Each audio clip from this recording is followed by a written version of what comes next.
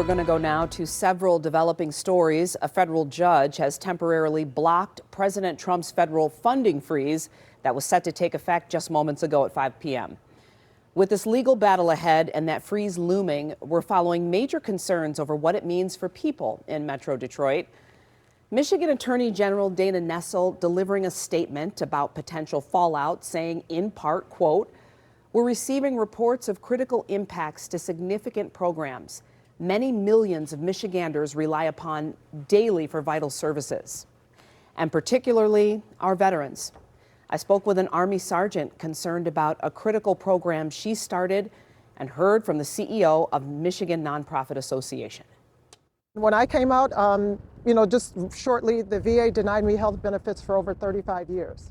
So after I was finally able to get my benefits, I took money out of my own pocket to buy our first house and to start Homes for Heroic Veterans. We have covered the incredible work of Pazella Colston Bonner's nonprofit organization, Homes for Heroic Veterans. The Army sergeant served almost 20 years and has a son who's an Iraqi war veteran. And within the 5 years her organization has been operating, she's provided dignity and a safe space that has transformed the lives of homeless veterans. We have transitioned close to 40 veterans from chronic homelessness to permanent housing. Some have jobs, been able to get vehicles, just getting them to the next level of their lives. Now there are concerns some of those veterans may return to hard times following a White House budget decision by President Trump to freeze all federal funding on any financial assistance program in the country. It's going to impact them in such a negative way because some of them do get funding through grants and through other government entities. So who's going to pay their rent?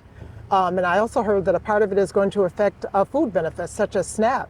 A lot of the veterans get food benefits. Are we saying that there's a possibility they may be homeless again and not have food? Mental health and suicide prevention services may also be in jeopardy. There's veterans that died, 22 every few minutes or so from suicide. Veterans are very vulnerable. They've been through a lot. They've been to war. If they haven't been to war, they've been trained for war. And they are homeless for a reason because they couldn't come back to society and just delve back in the way that they needed to. And that's what we're here for, is to help them. We do know that our friends at the National Council of Nonprofits, who we are affiliated with, and others across the country, other state associations, they have filed a temporary restraining order to block this from happening so that those services do not have the interruptions that we are anticipating they will have. Kelly Kuhn is the CEO of Michigan Nonprofit Association. The organization provides resources that help Michigan nonprofits better serve their communities. We are extremely concerned. Things like homeless shelters, places where people receive food, school lunches, Head Start programs, all of those and many more are deeply impacted by this information that we received today. And we are very concerned about what implications that will mean for those organizations providing those critical services and also the people who are working at those organizations.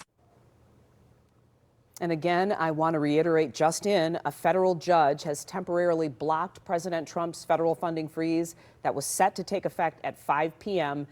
The administrative stay pushes that freeze until Monday. So we'll, of course, keep you updated on the fallout. Yeah, excellent reporting there, but we know a lot of people are watching this closely, and this is far from over. It could continue to battle throughout the courts. Yeah, and the needs are clear, so we'll see what happens. Thank you, partner.